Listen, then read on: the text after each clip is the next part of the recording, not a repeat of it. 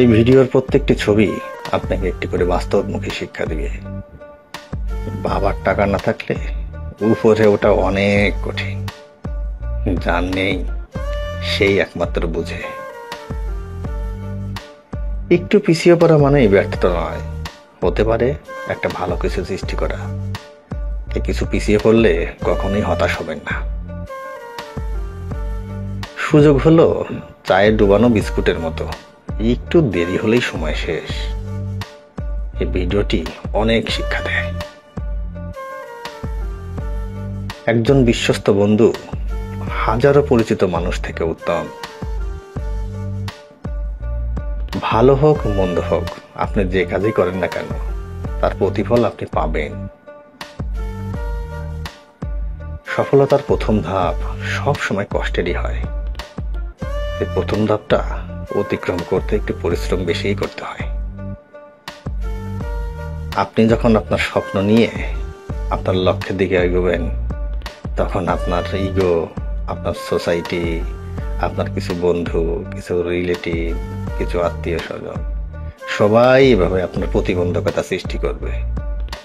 কিন্তু সবকিছু ডেঙ্গিয়েই আপনাকে লক্ষ্যে পৌঁছাতে হবে।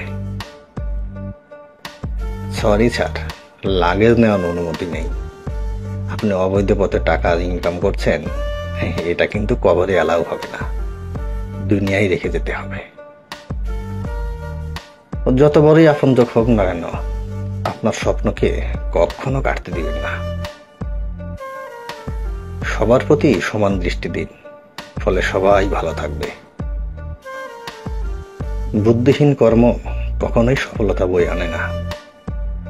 আঁকা না লাগিয়ে গাধার মতো টেনে যাওয়া মানুষদের উদ্দেশ্যেই এটি বোঝানো হয়েছে।